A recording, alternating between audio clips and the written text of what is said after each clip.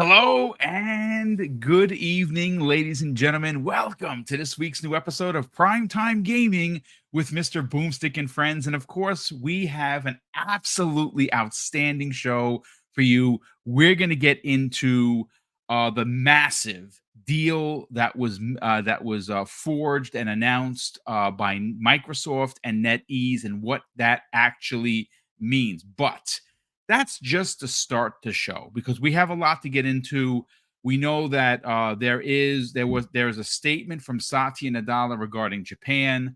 Many of us are now continuing to hear the chatter of an involvement with something in Japan in a big way. Some people think it's going to be an acquisition. Some people have even said, we talked about this early this week, that it might be Square Enix. There is a lot going on. And I think that when you look at the playing field, if you kind of just take a step back and you look at what Microsoft is doing, sure, they're concerned for the Americas. Sure, they're concerned for Europe. But where they are looking to really put their stake into the ground is in the Asian region. And of course, the Asia region includes China, it includes Japan, it includes Korea, and a lot of these regions have moved on from the traditional console. And what is Microsoft potentially about to announce, Hargeet Chani? Well, that would be a handheld. And holy shit, if that happens, and let's say, for instance, secretly, they've been working on, let's say, I don't know, a new StarCraft, it is going to be world domination mode. Because look, I mean, Sony has a handheld, but it's incredibly limited. Nintendo, well, they have a new handheld coming out next year and it's going to sell. It's going to be a big winner for them. But Microsoft is getting into the handheld business. They're getting into the mobile business. And if you can have a new StarCraft that's not only on mobile, but somehow, Hargeet, have a console version for your handheld, it is going to be potentially game over for the industry. And I think that this console war shenanigans that people keep talking about console sales and whatever narrative they try to keep Xbox down, it is not going to work anymore. How you feeling, man?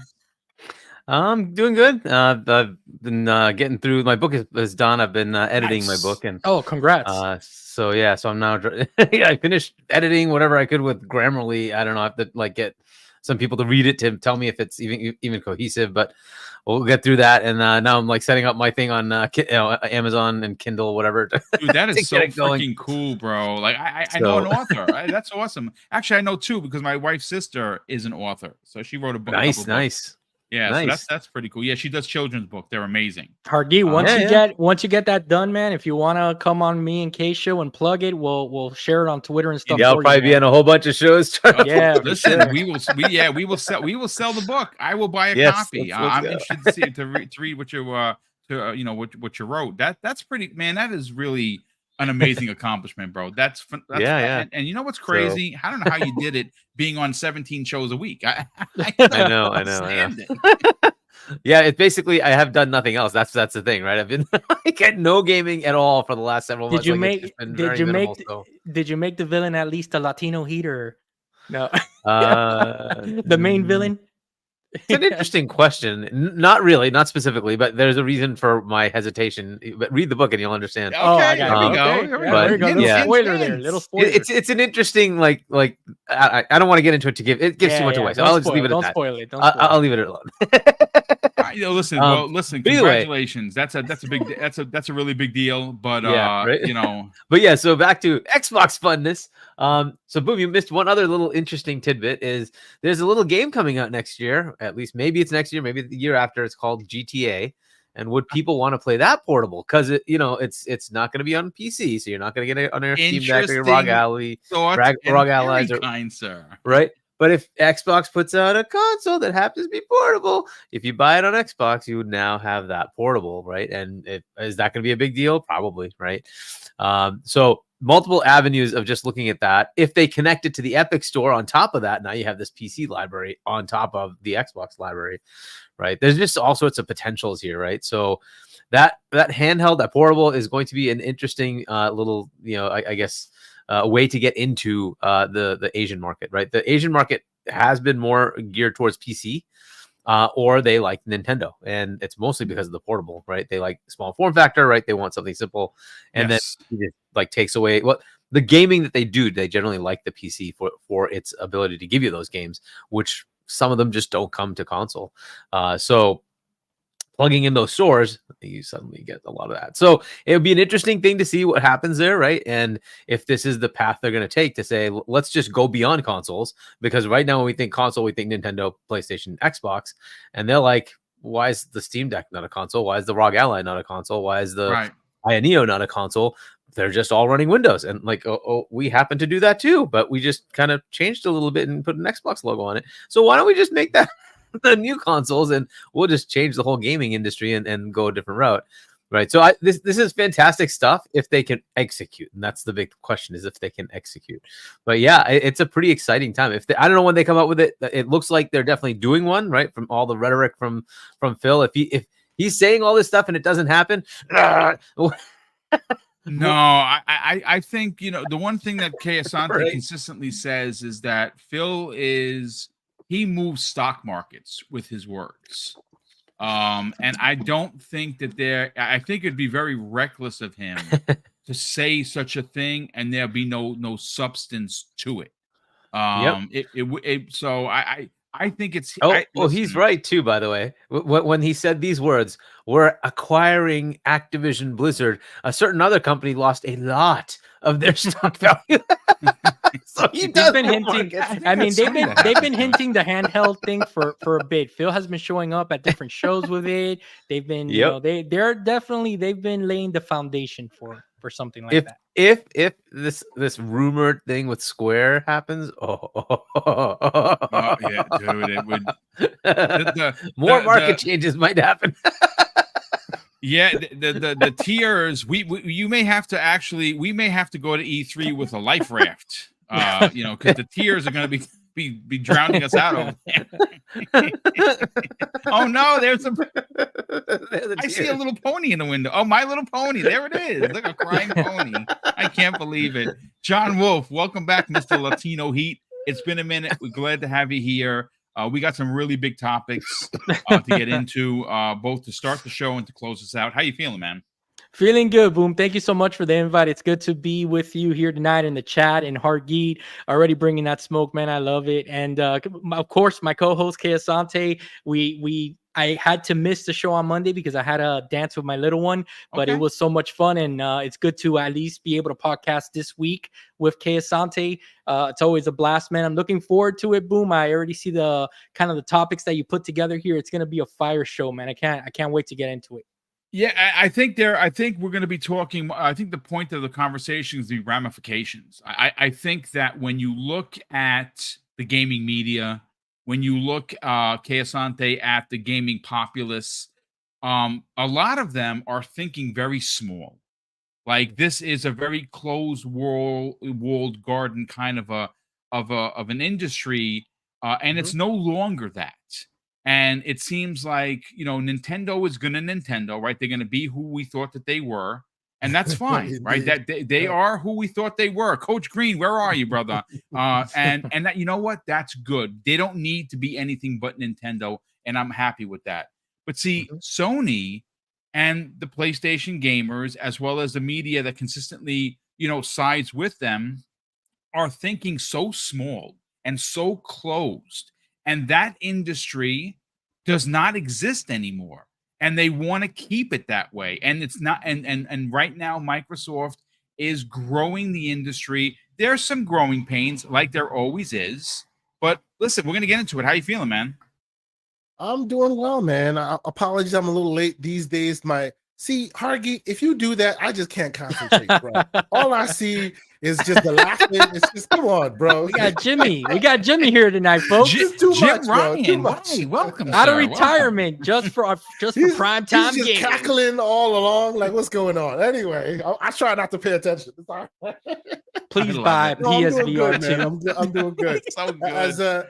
As John was saying, we didn't get a chance to chop it up this week, so it's good to see you here, sir. And you know, a lot of interesting things to discuss. I'm here.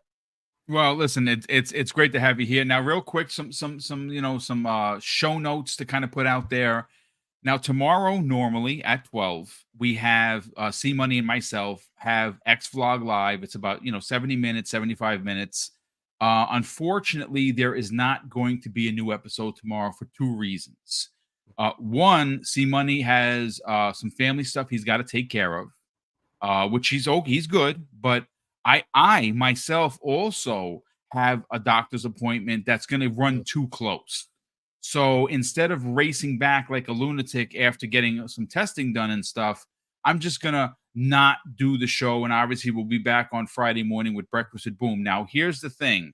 If by some crazy chance that there is massive breaking news that just needs to be talked about, I'll come back because I should be back in the house, after 1, just in the nick of time to do a breaking news. So if there is some sort of a big breaking news segment that we need to discuss, I'll have you covered, and we'll do like a 60 or 70 minute segment, and then everybody will go about their business. But if there's no breaking news and it's just a regular Thursday, which these days you just don't know, there's not going to be a new show because obviously my co-host is, doing family stuff, and me as the actual host has a doctor's appointment that it's gonna be cutting it too close. So You just put it out there, so tomorrow will be the day that they announce the handheld boom. Watch. yeah, of course, absolutely. That's what Mrs. Boom says. She goes, she says, don't worry about it because even you can always do breaking news. I'm like, yeah, she's onto something. Absolutely. That's right. It's probably not going to happen on a Thursday, though. You're right. Usually it'd be like a Tuesday or Monday. It'd be a or something Tuesday. like that, right? Yeah, absolutely. Yeah, no doubt. So I mean, listen, again, I very rarely miss shows. I do 20 plus a month. This is just one of those times where I could not get an appointment outside of this particular day, and I definitely need it. So we'll be back, doing a regular schedule 5 days a week, next week. But again, we'll be back Friday morning with Breakfast at Boom. And of course, I actually think that Hargeet has laid down the topic because I don't think anyone has thought about this. And Hargeet, you come up with really pretty damn good ideas. And again, Kay Asante, you weren't here. He had said that what little game is coming out next year or the following year, and that's GTA. And what GTA is not going to be on is PC. Is that an indie game? Never heard of it. Never heard of it. Me either. Again, news to me. GTA. What is that? It's a triple I. It's a triple I. Hey, that triple I show was pretty good today, by the way. I'm just saying. Continue. But he makes a fantastic point, and I really want to kind of deep dive into it. That the only platform that is going to have a handheld that can play this is going to be Xbox, because you're not going to be able to play this on PC. So if you use a ROG Ally, at that point, I would imagine there's going to be that universal across the board OS. So you will be able to play it off of Xbox. But you got something? You got something, KS? So my question is, why is it that I'm going to play the role of Hargeet Chani today and go, well, actually, there's a thing called the Switch, potentially the Switch 2, which may be able to play it. Be able to do it. I'm just saying. He always says that. And he's always right. Yep. I mean, if you want 3 frames per second, then yes, the Switch 2 probably can play it. No. We're talking the new Switch. We're talking next I'm joshing. I hope it's not that bad on it, but to that point, KSante, will they make it to typewriter? Will they make it right? And that's the big question. Will it come to Switch? Dark's gonna love that. No, that's the question, right? Will they make it? The reason why it lends more credence to what you're thinking is that Bobby K, money man extraordinaire himself, was like, yeah, we made a mistake not considering the Switch 1, and that's what the money men do. It's in their best interest to make sure they cover the spread and make as much money as possible, right? So although I know that they like to wait and get that double dippers delight, as it were, from the PC crowd. You know, they want to cover all the console crowds as soon as they can. If the Switch can handle it, I think they make a Switch version. I don't know, man. It's possible. I mean, I don't see why you'd leave money on the table. Switch people. Yeah, Switch GTA has been will on Switch definitely before, buy. on Nintendo before, right? Yeah. GTA has been on Nintendo before. It's just lost it these days because the power profile just wasn't able to handle it. But it would be interesting. Imagine a world where the prize fight is Xbox handhelds versus Switch 2. Holy crap, where are we? Well, that would be something. Well, actually, historically, Mhm. GTA has kind of skipped out on Nintendo historically, because back when GTA 3 and Vice City and these games came out, they didn't come out on the GameCube. But the thing is that, like, for GTA 4, obviously the Wii was out and about, and that didn't go there either. So I think, if anything, my prediction would be that it is going to come out this go round, but it's not going to come out day one. I think it's going to be kind of like maybe 6 months later to a year, maybe. Yeah, it might be like a PC/Switch, right? Yeah, they might release it later. Yeah, that's interesting. That is interesting. So yeah, it'd be interesting to see what they do with that. But I guess, like, the whole world is kind of shifting as far as platforms, right? So Nintendo, like I've been saying, right? Nintendo's gonna Nintendo. They're gonna be fine. Yeah, they're gonna be fine. And then you have the question of, where's PlayStation fit in all this? Like, I'm just looking at catalogs. We potentially have a showcase next month for PlayStation. If they don't bring it, are we gonna start worrying about, like, are they actually gonna come back? Because at some point you have to, like, if you look at the catalog of stuff from Xbox, it looks good. There's a whole bunch of games that have already been announced that are coming, right? And then you look at Nintendo, and you know what they're gonna bring. Yep. What is PlayStation bringing? Right? They Come on, Hargeet. They got greatness. It's greatness. We can assume Don't certain worry. things. There'll be greatness. Well, I do worry because I'm looking at a decline. Oh, my camera is like, so I do worry because I see a decline, right? And yes. that decline will continue until you, like you were saying, like, Phil Spencer will move stuff, right? He'll move markets based on, we're buying Sega, or we're buying, and they have a mulligan at this point. They could, as you were saying, Casante, they just have a gimme. Like, can you possibly tell them that you can't buy something in Japan when they have a market share of like nothing? Like, they have a gimme, right? So they're gonna get something there. It's gonna hurt PlayStation. No way around it. It's gonna hurt PlayStation, even though the games most of the games will always come to PlayStation anyway. But the optics of it and the fact that they're gonna market those games changes the dynamic, right? If it's Square, their one golden goose of exclusives will go away. What do they do after that? Well, so it does seem like that golden goose is already going away, right? I do see them, like, leveraging, like, some of these kind of South Korean developers, like, look at Stellar Blade and stuff like that. Blades. But not that that's going to get them, so 10 do you think that's going to backfire? No pun intended. No, I don't. It depends on how much they invested, because Jimmy's kind of we're getting to know Jimmy now, okay, as the dude that he may not have been the money man that we all thought. Maybe he didn't make the best investments, right? So I'm starting to think that what they'll do is they'll leverage a little bit more to these developers, like, and bring out your Stellar Blades and stuff like that, where it's not going to be so costly for them. And I think that the pivot that they're going to do actually is that you're going to start seeing, like, what was leaked in the Insomniac leak, where you're going to start getting games now in 2 or 3 parts, where before it would have been one complete game. They're just going to cut that in half and release it back to back, probably 1 year, and then the next year you're going to get the next. It's more than likely. Hopefully they have games, is what you're saying? Yeah, hopefully they have games. Exactly. Like, we gotta think that with the PS5 Pro, if that thing even is real and it's going to launch this year, I've been saying that the game that's going to release with it is going to be the Venom DLC. That's going to be the big thing that they really market think with it's it. Be done? I would think so. I mean, I would be shocked. I would be shocked for them just to release this thing with nothing, period. It would be I think weird. they'll have Astro. Yeah. Right? Yeah. They'll probably have an Astro game. That's maybe. I hope so. That'd be cool. Yeah, I mean, I listen. I platinum Astrobot on the PS5, and I'm not ashamed to say it. That game was dope.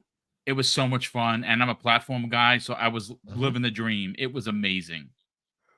That might be the thing. we listen. We shall see. But look, let's get to the 2 super chats here, and then we're going to open up the show. Obviously, we did some pre-game conversation. Hopefully, everyone is here. We have 552 live viewers. That is, of course, across Twitter and YouTube, which is freaking pretty cool for a channel that's still growing. We have the first super chat of the day comes away, and it's a bomb. It is a $20 bomb from Jimbo Jangles, a very good friend of mine. All the way from Colorado, the other side of the world. Brother, it's great to see you here. Thank you so much for the generosity. He says, "What's up, Boom and crew? Excited for tonight's show and to dive into the Fallout show soon. I haven't been so excited for a TV series since Arcane. Hope everyone is well, brother." Yeah, dude. No, enjoy it. The reviews, yes. I cannot wait to watch it. I mean, they're actually. Did you see what Destin Legary had to say? He said it's actually better than The Last of Us, and that's I missed when I loved The Last. That's a pretty high bar, let me tell you. That is a very high bar. So yeah, that's wow. Yeah. Are you saying that ponies are gonna have to watch this? And they're gonna like yes, it? They might. They Oh might my God. Yeah, I know. Shocking. wow. People are gonna. You know, again, you might another pony might show up on your screen. Target, look out! Watch out. Jonas the Dad drops a very generous $2 super chat, and he says this: "But PlayStation Portal and PlayStation VR 2, PS5 Pro, the hardware guys." And look, Jim's back, and he's laughing. Of course, he's laughing because he's retired. So the next person will, he already got fired. He can't get fired twice. Look, let's get into one of the, again, I still think it's a sizable topic. But I really want to get the panel and the chat involved in this, because it turns out that Microsoft is looking forward well outside of the traditional, hey, we sell you box, you buy game, you play game on box, right? They have exploded their reach, and we got a couple of quotes here. So the first one comes the way, and this was announced by Blizzard Entertainment yesterday, and the presser says, our legendary worlds are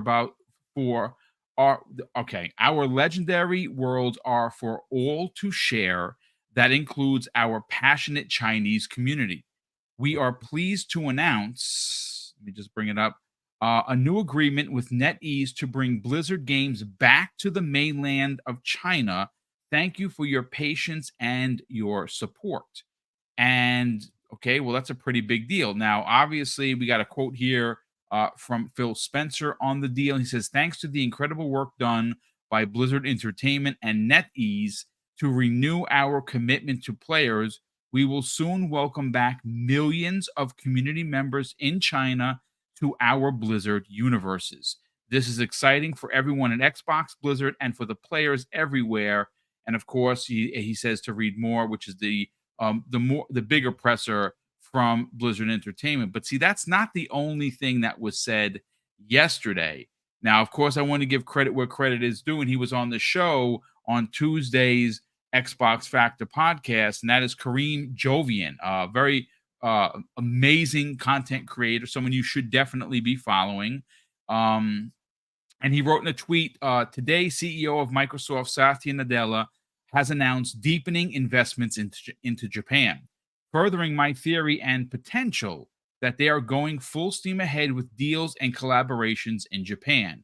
What could this mean for Xbox, Square Enix, and an Xbox AI? Absolutely amazing, and it opens the door for so much. So here is the quote from both Brad Smith and Satya Nadella. So Brad Smith says, in 1978, Microsoft made Tokyo its first international office. Today, alongside Japanese Prime Minister Fumio Kishihara, we announced a $2.9 billion investment in over a 2-year boost over the next 2 years to boost our cloud in the country. And here's Satya Nadella talking about that. He says, today we announced our plans, to deepen our investments in Japan, spanning cloud and AI infrastructure, skilling, research, and cybersecurity, as well as continuing partnering to accelerate the country's AI transformation. Now, again, there's a lot here, Hargeet, that does not correlate so much with gaming. But here's the thing, this is one of those situations where, again, Sony is still being traditional. They are still being who we thought that they were and who they have been. They want to sell you a console. They want to sell you a game, which they don't really have any games to sell, especially this year, outside of a couple of third-party marketed deals. They don't have any first-party games coming until at least March of 2025. There's a rumor of a PS5 Pro that's going to potentially, again, it's all potential, release with no games. We'll see how the media handles that, because if you remember how this Xbox One X released with no games, they got a lot of flack for that. And, well, you know, we'll see what happens. But I think that there is a conversation when you consider there is a handheld that could be announced this June, and their push into a region that they traditionally don't even have a blip on the map. But now you bring Blizzard, and now you look at what they're doing with China. You look what they're doing with Japan. You look how they've already engaged in development games in Korea. I think that this is a giant picture that people are not seeing. Well, yeah. So look, the AI push is continuing, and Xbox, they can take advantage of it, but Microsoft is very much positioning their entire, company to pivot to AI as a major pillar, right? So what they're trying to do here, as far as like the skilling, that's going to be like, colleges, universities. Hey, let's get people, up to speed on how they can help in the future with AI, right? How they can help, design and whatever, even just use. There might be some better techniques as far as how you can, leverage AI to do your work, right? So there's just going to be some skill gaps there that eventually they'll all get filled. But this is a good thing to do, right? To just bring in courses, get people ready to work in the workforce for that kind of thing. So, and then the investment in just data centers, right? To make sure that they actually have enough capacity in Japan. That is one of their major data center hubs. So it's a good thing from that perspective. Will this matter to gaming? Well, it will matter in that there'll be infrastructure available in the back end. But beyond that, it really comes down to, are they going to do anything in the gaming world? And I think the portable, that's one thing that is kind of going to change things. There is a higher amount of usage on PC, especially for some of the Activision Blizzard games, especially the Blizzard games. So that is something that they will start to take advantage of at some point, right? To bring their name recognition out there. We will see as far as what that looks like. But yeah, I mean, this is just a furthering of the massive amount of money. What are they up to, like 120, 30 billion, whatever it is that they've been spending on AI. They are going full tilt, right? They are going full tilt into AI. So I'd expect more investment around the world. They're going to keep doing this. They're going to keep expanding AI. There's components of what they're looking to do with gaming with AI as well. And this just solidifies Microsoft as one of the key pillars of that industry, right? So we will see who else can really compete with this. But right now they're kind of leading the pack, as it were, as far as using OpenAI and jumping into it with all of their products. They're putting it everywhere. So we'll see where this goes for the industry. At some point, these other platforms are going to kind of have to like play ball, or we will be like locked behind the least platform, as it were, right? It's if they can't give you those capabilities, it would have to be exclusive games that take advantage of it. Which kind of sucks, right? So it'd be very cool to have that capability everywhere. Even the AI that they're implementing in the PS5 Pro, as we understand it, we don't know anything yet because it's not confirmed. But what they're implementing is just the upscaling AI. It's not the AI for general purpose. You mean the I want my PC. Yeah, exactly. Right. No, really, that's what they call it, right? That's what their name is. PSSR, the pisser. But yeah, it's for that. It's not for, my NPCs will move around a certain way. They can change what they're doing based on my interactions, right? Things like that, which you can do with AI. That I don't know if they're going to embed that in or not. Maybe that'll be a next gen feature. We'll have to see, right? So it's one thing for Xbox to do it. It's another to make sure that the rest of the players do it, so that this is a standard feature for game developers to actually leverage, right? So we'll see what that means. But as far as the back end, they're going to have a pretty big leg up here as far as like, AI capabilities. But look, I think the others are starting to like latch on. They might be a couple of years behind, but sometimes a couple of years can be a major problem, right? So Especially in technology. yeah, it can become a problem, right? And like the growing pains of what you have to deal with. And what do I mean by growing pains? Think about this: like AI could emulate a voice. It could create a false, image of somebody doing something they shouldn't be doing. Well, Microsoft's been working to make sure that doesn't happen when you use their version, right? Well, everybody's gonna have to go figure that out. How do they want to make it happen? And they're going through those growing pains now. The other company is going to have to come up, and it's like, well, if I'm going to use one, that one's not going to get me in trouble. That one might get me in trouble. I'm going to use the one that doesn't get me in trouble, right?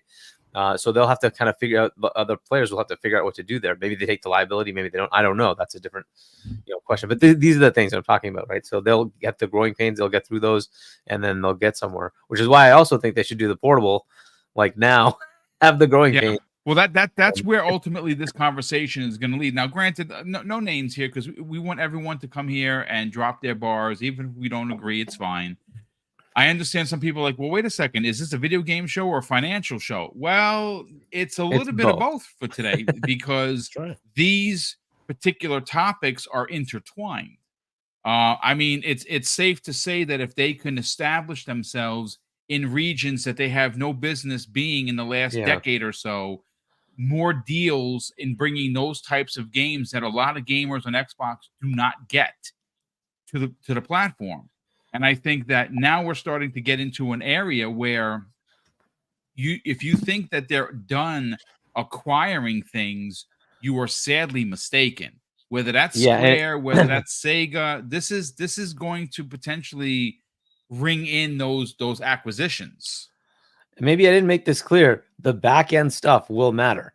The AI capability for gaming will matter. Yes, right? Because there is still going to be, if you don't realize it, like Helldivers, for instance, leverages Microsoft's back end to do its servers, right? So as far as how you're connecting up to other players, right, and some of the stuff that's happening beyond the box, that's on Microsoft's data. That's in Microsoft's data center, right? So having those capabilities all over the place is going to make them the de facto player in the back end for a lot of games. It just will, right? If there's a company that wants to do something ambitious, say like Kojima, he wanted to do something cloud-based, right? Right. There's only so many companies that could do it. And, PlayStation ain't one of them. It's just the way it is, right? They went to Google, right? And that did not work out. And now there's Microsoft. There's only one other one they can really go to, and that's Amazon, right? And Amazon is kind of taking a slow crawl when it comes to gaming, because they saw what Google did and said, yeah, that failed miserably. Let's not do that, right? So Amazon's going, and that, I think that's a good thing. Establish yourself a bit, and then you can get into it in big time, right? If you start investing too much, you'll eventually pull up, because you want to have the return on investment. And so it's an interesting path, and that's cool. So I don't see them like being the massive part, but they will have a back end. They will. But the other big one is going to be like Microsoft. So those two are going to be playing this. Google's going to be around in the periphery. So this is a big deal, right? Having the infrastructure in place to do this all over the world, that's what they're going to plan to do, makes it so that game back end can be Azure. And that helps Xbox, because that is all them. It's all Microsoft, Xbox, everything. It's all the same, right? So it's going to help them. That's the gaming environment they're leveraging. That's the gaming environment they're selling to their customers. So, Helldivers 2, keep playing that game. You keep giving money to Microsoft. Xbox keeps making money off of you. It's fantastic. And it's only a matter of time before that game actually gets announced for Xbox. It's and especially if you can get the Epic Store or maybe the Steam Store. It's possible. I mean, the barriers are going to be knocked down. John Wolf, let's bring you into the conversation, John. But before we do, we got to thank some generous people here. We have Aries.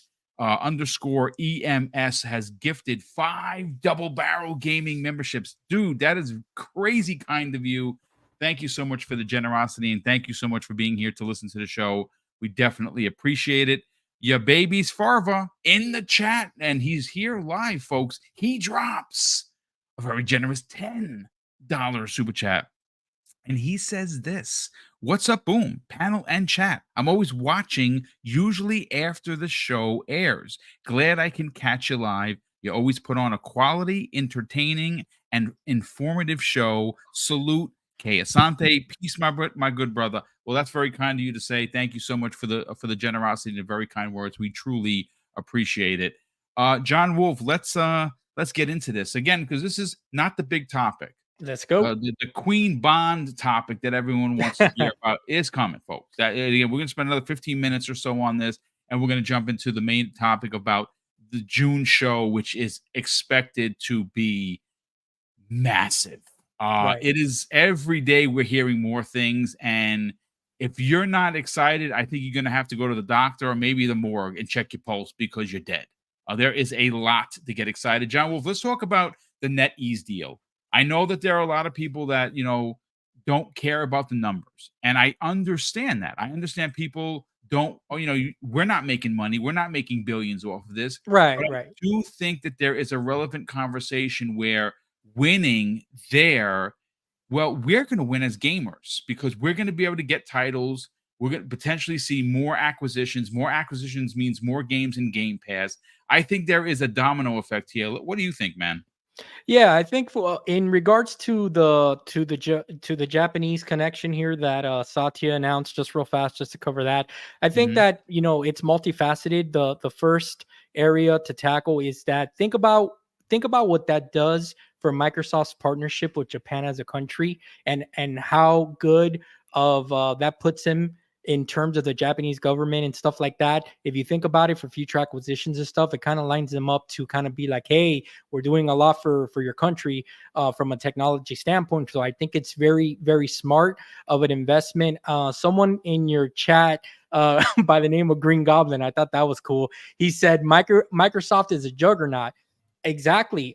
They have their hands in so many things that we would never think that affects the gaming side of the business, but it does. I think Hargeet eloquently kind of laid out everything and why it's important. And if you think about it, the more tools and the easier that Xbox makes life for developers and introduces cool tech for them to use and all that, the more favorable the Xbox platform is for these developers. Where before, since Xbox kind of, it has always been seen as here we go with the American company, this and that, the more they get intertwined with that Japanese country, the more they're accepted, right? The more people will look at them as an actual brand that represents kind of like, the country, if you really think about it. So I think it's very smart that they're doing that, not only from the business standpoint, because at the end of the day, money talks, right? But also because I think that they're building relationships with these countries, and it's going to help them across the board in all of their lines of business. Now, with NetEase, this is very simple. In 2022, the biggest gaming markets, China was number one by far. You best believe Xbox wants to be in China. For them to make that 2-3 billion gamer talk that Phil talked about a very long time ago that everybody knocked them for, China is a needed market. They cannot go through and pretty much meet their goals unless they have China as a market. And China loves Blizzard games. Okay, I visited a part of Asia last year with my wife. We went to South Korea, and even though it's not the same place as China, completely different places, I still spoke to a lot of locals where we kind of talked about, and there was actually some Chinese gamers that I spoke to that they were visiting, and they told me that the way that they go around this is piracy. Okay, that's the way that they go around all these hurdles that they have to do. So you can just imagine how much money any company that it's not officially there is losing. So it's a big deal to them. There's a lot of players in China, more than any other country, and they need to tap into those players. And like you said, Boom, that will piggyback. How do we benefit? Because at the end of the day, we're selfish gamers. How do we benefit from that? Because that means that they can strike up a deal to bring some more games into Game Pass. That means that they can strike up a deal to make an exclusive game. etc., etc. These sequels that will not do so good, well, now they have a bigger chance of actually coming out if you really think about it, because again, the company is just getting investment from all over the place. And that is what I think that, when you hear Phil talk about the health of Xbox, these are things that they just can't talk out in the open public space. But I would think that as smart as the people there are, which they're the smartest people on earth, they know that they need different avenues of income, and this just solidifies that even more for them. And we as gamers win, because all the doom and gloom that Xbox is going away, not when they're doing stuff like this, guys. It's going to be very hard for Xbox as a brand and Microsoft to give up on gaming when they're literally just making cash from all over the place. You listen. You are not wrong. I again, this is one of those. I'm like to look at the bigger picture. I am very excited for like I said, this conversation, John, could be taken one of two ways, and they're both right. You can take it from the most minute.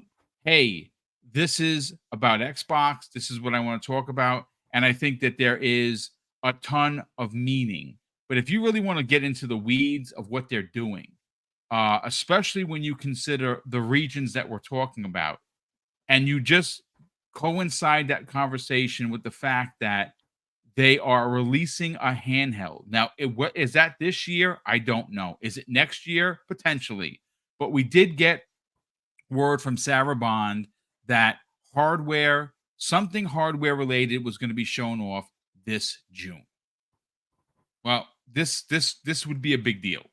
And again, I think that when you consider so many games that have skipped the platform, I think these kind of deals, John, make it really hard for publishers and developers to say, yeah, Xbox, we don't want to bother. Absolutely. Yeah. It's all about, like, for developers, the last thing I'll say, Boom, and I was actually listening to the Longhouse podcast yesterday, and they had, it was great. I listened to it this morning. You saw that they had an indie developer on there that they interviewed, right? Yes. Well, he was talking about like pretty much what it would take for him to bring his title to the Windows platform, to make it a Play Anywhere title, and it wasn't as easy as everybody thought, that you just press a button. If you really think about it, the more work they do on their infrastructure and gaming, the more that games will appear on the Xbox platform. That's why it's so important that they keep on investing and keep on innovating in that space. Yep, I absolutely agree. Let's bring in Kay Asante into the conversation, another money man, or that likes to dive into some of the minutiae of the gaming world, while we welcome in 700 live viewers. Kay Asante, let's break this down, man. Yeah, I honestly think my panel members have really laid it out pretty well. What I will add to this conversation is the idea that it is gaming, but it's also beyond you, the customer. But it's gaming, and what do I mean by that? I mean, on the level playing field that is the battlefield of your game versus my game, your console versus my console. There's feelings, there's emotion, there's all this to deal with zeitgeist. But in the background, where it's about the most optimized, easiest path to success, there's no question, right? They are playing the Amazon game, I think, right? If you pay attention, you'll see Amazon went from just a retailer of books to basically being the storefront, the ecosystem where everyone shops, right? It became such a drastic situation that even Best Buy and all these other companies have components within Amazon, because that is now the store, right? It's very interesting that you see what they're doing, what Microsoft is doing these days, because in a normal world, if they were to do these things, the first thing you see is people come out with the regulatory pitchforks, right? So what are they doing? They are turning competitors into customers. They're turning competitors into partners. You can say whatever you want, PlayStation, but it's good that we keep Azure running for you, isn't it? Right? Like, this is what they are doing, right? And it's not like they got them by the throat. It's that they're making these tools so advantageous that it's just in your best interest to use them, right? They recently, and I pay attention to a lot of that stuff. We watch a lot of the PlayFab Live stuff. They're literally offering you a whole development suite, sans the engine, in the cloud. All you got to do is log in wherever the heck you are. You just log in and bam, you're ready to develop your game. And it's super turnkey from the perspective of a developer, instead of having to roll your own hardware, roll everything yourself, right? So it looks to me, especially with them making overtures to the Asian markets and China and with NetEase and all these conversations happening, it looks to me that they're trying to. We've heard them say that when they acquired the PlayStation person, I forget her name, that was so instrumental in setting up a lot of PlayStation. Oh my goodness! Success. Yes. We heard them say that their number one marketing ploy was, "Hey, Yep. you need us to grow. You need us to take you to the next level." And what was that? The cloud, turning all of your take your game, your content, and diversify it through us, right? So beyond the, hey, we're still on the store, we're a competitor in the store, but guess what? Behind the scenes, we facilitate all of our competitors to be successful, right? And what does that do for the company whose job it is to suck up all your money? It just sucks up even more of the money. It is what it is. Now, I'm gonna be a little messy and say that, you know, you can say what you will. Hey, the man might have a point. He might not know what he's talking about. Have you checked out Xbox Cloud recently? I think Mr. Tom Warren did a little thing on it. It looks a lot like an Xbox, ladies and gentlemen. Yeah, he it's did everywhere, that story ladies and gentlemen. Matter of fact, you can call me Negrodamus, ladies and gentlemen. It is what it is. Yeah, I'm looking at it right now. It is basically your Xbox in the cloud, wherever a browser is. It looks exactly like an Xbox. It turned on today. So call me Negrodamus. This is happening. It's going down. I'm telling you. And is that essentially you can now play your games? Is that the idea? You can enable that? It's not 100% quite there yet. Now for your free camera meeting. meeting. A little bit. It's coming. Calling me now. No, I honestly think that they're mimicking that dashboard, and soon enough they'll start letting you play non-Game Pass games in that dashboard. That's and wherever you have to be, you can load. I mean, I'm looking at it right now on the top screen. I'm just like, there it is, right? And they can offer it anywhere and everywhere. They want to be in front of you. They want to be in front of the customer, which is the cloud developer or the non-cloud developer, because you don't need to then become a cloud expert to develop for them. They will take care of a lot of the heavy lifting for you. They're out here to make money on the front end and on the back end. And the number one way they do that is to no longer to be seen as a competitor. Because the minute you are seen as a competitor, that's monopolistic practices. Oh, they're trying to take over the industry. But if you're a partner, if you're literally helping PlayStation succeed, if you're literally being the backbone that helps them get their wares to new places, no one has anything bad to say. And you can just keep sucking up all that money. So yes, I wholeheartedly agree. This thing is going down. 100%. AK Talos says has a great little message there for you. He says, I still can't believe how much Kei Asante looks like the guy from Halo. There you go. Of course. And Boom, just for the numbers, the numbers part of it, as far as the NetEase thing, in 2021 it was about 300-ish million for ABK. Right. So assume it's in that range, 300, 400, 500, something in that range of revenue that will be coming from China. Wow. Crazy. Now, my only question, and maybe Hargeet, you can help me answer this. Yeah. Do we know why they took all those games away from China in the first place? Yes. What was the logistics of it? Yes. Listen. So essentially, what we found out was that ABK deal was there. The acquisition was happening, and NetEase was in the negotiations phase with ABK to renew. And they said, hey, if you renew at this rate, we'll go talk to the government and get your approval for China. Okay. And Bobby Kotick said, "Oh, what did you just say? Yeah, no, you will not be leveraging anything. You will be going away. I'm not going to renew. Go F off." So that's that's what happened. So he was trying to grab him by the ghoulies, as they say. And I no, get it. you ain't I playing get that it. game with me. I there get it. is there is Interesting. a key boom there is a key takeaway from this deal that I'd like to read real fast. Now Please, go ahead. what that means, I don't know, we can speculate on it, but pretty much one of the key takeaways here is that separately Microsoft and NetEase also agreed to look at ways to get more titles on Microsoft's Xbox console and other Oh yeah. platforms. There you Yep. go. So That tends to be a rider in all their contracts. Hey, we'll do this, Yes. we'll do that, we'll do this. And oh, by the way, you can put some games in Xbox. Like it Yeah. always happens. Absolutely. Yes. Awesomeness. As it should, right? Like So- you know, the whole point of going into these countries to bring, you know, their wares is to also listen. Some of these regions have put out amazing games that don't find their way to an Xbox, Mhm. and that should go away because why? Who's going to scoff at money for the coffers? It doesn't. It just doesn't make. You know what they say? If the dollars aren't making sense, well, there you go, right? So, Yep. listen. And Yeah. these are the ancillary benefits of buying ABK, right? People There you didn't go. see that, like, where are my games? What do I want my Xbox exclusives? It's not about exclusives. It's the big boy game that they're playing here to get Yeah. massive revenue across the board, massive leverage across the board. This Yep. was the biggest publisher for a reason. So that's what they bought. Yeah, I mean, listen, it's like I said, from a ground level, as a customer, it does mean a big deal for me. The more games that they put into the monthly subscription that we all pay for, the better it is. The value increases, right?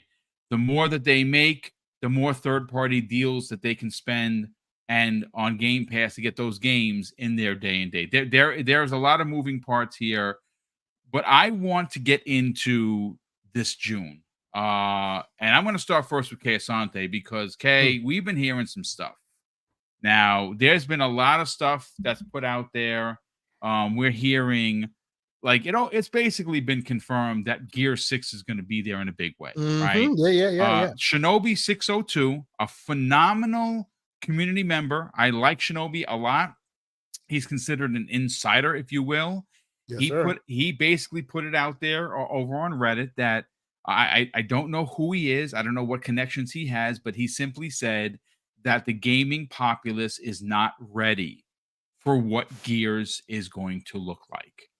It is running in Unreal Engine 5. From what we're hearing behind the scenes, the coalition has benchmarked that once again, and that they are the masters of it. We are hearing State of Decay 3 could show in a big way. Yesterday on Colt Eastwood's show with Mag, he basically let the cat out of the bag that there is going to be something shown off in a big way for Halo that is not Master Chief related. It is going to be a side story. It is going to be in the lines of ODST, and it is going to be apparently being done in Unreal Engine 5. Y'all are playing games with my heart right now. There is a lot to get excited about. And this, again, you got to understand, folks, when you talk about Microsoft, specifically Xbox, you got to talk about PlayStation. And right now, this is not a console war rhetoric conversation that we're about to have. I think it's a reality. Sony is on their back heel. Why? Because all they can talk about is how many consoles they've sold. Yes, Stellar Blade is probably going to sell some copies. A lot of people are excited for the game. It should be. If you're a Devil May Cry fan, it looks like it's right up your alley. Helldivers 2 was a great surprise. I played it. I really enjoyed my time with it. I mean, what could you say? Now, they've had some duds. The Soap Stars thingamajig that, you know, no one talks about anymore is nowhere to be found. And they've had a few duds. And you know, that's such as life. But they don't have no numbers on Final Fantasy VII Rebirth, right? There are no numbers in Final Fantasy Rebirth. And we did learn that the following week, there was a no black people or numbers in Final Fantasy Rebirth. No, I'm sorry, I had to do that. I'm sorry. Yeah. In the land with dragons, you know, with chocobos and dragons, no numbers or black people. Sorry, go ahead. No Latino heat either. There is something to be said about a 93% drop off from the launch week to the next week. 93% dropped off in Japan, their home country. Well, you know, so that's not good. And you know what the telltale is with Final Fantasy Rebirth? It's not that it's not a good game. It's if it would have sold gangbuster numbers, you best believe both Square Enix and Sony would have went to the top of the Empire State Building Oh yeah. and yelled it with a megaphone. Oh To yeah. let you know how many copies they sold and how many consoles they sold because of the game. And I'm not saying that it didn't sell, but if they're not talking, that is ultimately a problem. But June it's lining up to be massive. And one of the things that I think is going to be a major talking point is the fact that Call of Duty is going to be on that Xbox stage. They're going to have full control of marketing. We're going to get a release date for it. We're going to get a release date for Indiana Jones and Towerborn and Avowed. And we may get a shadow drop of something like Clockwork Revolution. It's a possibility. We could see something more on that. Perfect Dark is rumored to be there. I mean, folks, I understand that a lot of Xbox players feel a bit disenchanted with some of the things that went on, but we're here for gamers. That's what we're here for. That's what we do. We're gamers. We play games. There is so much to get excited about, Kay Asante. I don't see a downside to what is happening this June. Yeah, neither do I. Neither do I. I mean, I'll keep it to all the stuff that people have heard, because there are rumors are flying everywhere, and we don't want to perpetuate any more than they're already out there. AKA, please don't sloth me. But I will tell you, it is exciting times. Like it is. Yeah. Very, very exciting times. People have heard the talk about Gears of War come in, and they're setting standards, and they're going to be the Unreal 5 masters, and it's just about time we see more from Gears. I'm a big Gears fan. We know that Gears has some transmedia stuff coming, right? So it would line up pretty well. I just want to see more of the surprises, right? We've heard a lot of the same code names over and over and over again. They have so many more code names that we have not heard. So many more that are in the pipeline that are just being allowed to incubate because they pushed a few of these guys in the front, right? And they have been out there, basically taking the brunt of everybody's ire. Where is Towerfall? What happened to Joanna Dark? What happened to But there's so many more bullets in that chamber that you just don't know are there, and they're being allowed to just sit and incubate. Like Hi-Fi Rush that just came out of nowhere and smacked you across your face, right? There are many more that are just sitting there dormant, waiting to make their debut, in addition to all the amazing stuff that we see now. So, like, June is shaping up to be something super interesting if the rumors are to be believed. Heck, I will say if half of the rumors come true, it will be a barn burner of a show for them. I would say what I want to see, and this is just me, myself, and I. No, absolutely. Let's hear it. Yeah, I want to see some hardware. Yep. Whether that be the rumored and already leaked Series S, Series X white, it will be there, and just for the very nature of then it's out there and people can stop talking about it. Let's move forward. If you ain't got one, you want one. There's a white one. Go get it. It is what it is, right? But they've already said they would announce something. They would show that off, and they also said they would set a new technical benchmark, right? So I want to see what they're talking about. Obviously, we're not going to get a whole thing shown off, but I would love to see a little glimpse of the future, right? They pay attention. They know the community has been a little bit, in their fields, if you will, for a little while now, right? Just show somebody something great, just like they did with Hellblade. And guess what? You quiet all the crowds and it turns into excitement, right? Recently, if you're looking out there in them Twitter streets, you know how usually you compare the first footage of something you announce and then you show it again and they go, oh, downgrade. It looks like Hellblade was an upgrade from the first time they saw it. Indeed, it was. You couldn't see the pores and the hair on the skin, and now you can. It's even better than it was before. So there's excitement going on right now, right? So in June, I want to see them lay that out. I want to see them show game after game after game, stuff we haven't seen or heard before, preferably first party. Because, Silk Song is out there. I'm looking forward to it, and all these others. but I want to see that first party on all cylinders, right? They said the floodgates are open. Let's see what that looks like. And oh, by the way, I want to see and hear all of that from Sarah Bond. Yes, let's talk about that for a hot second, because this is the first monster show that she is legitimately the president of Xbox. Yeah. Yes. He should, in fact, open this showcase. There is no ifs, ands, or buts about it. Sorry. That's she what should be. happen. She should, like, the screen time should be 90% Sarah, 10% Phil, if anything. Yeah, I agree. Yeah, exactly. I feel like Phil has been the unfortunate arbiter of some bad news, whether you agree with it or not. You know, every time he comes out, the debate becomes hot and heavy. Sometimes in a good way, sometimes not. Sarah has a way of threading that needle that he has not been able to successfully do so. She is now in that position. So I want to see more and hear more from her to see what kind of person that we can expect from an Xbox that's run by her. Right now, it's been Phil's show this whole time, right? So yes, I want to see what they mean when they say technological benchmark, right? They didn't say performance. So please, woosah to the person who said, "Hey, this is not is this a show about economics?" It's a show about education, sir. We're here to set the standard and possibly educate you to what you should and maybe should not expect from your console. But that's not hashtag buy a PC, right? That's the movement you're pushing. No. I'm not saying buy a PC. I'm saying get a PC. When I say get a PC, I mean understand it. That's what I'm saying. Understand a PC. Yes. See, that doesn't roll off the tongue. So it's hashtag get a PC. That's what it is. You got to get it. Okay, let me interject real fast and just piggyback on something that you're saying with Sarah. I think that what Phil and Xbox needs to understand is that for the hardcore Xbox fan, I think that putting Sarah out there first front and center, number one, it's the right thing to do because she is the president of Xbox, right? The one that should be speaking for the brand. But secondly, think about it, what it does for what Xbox now and Microsoft is pushing to be this new era of Xbox. You want someone there fresh to deliver that message, so it's not the same.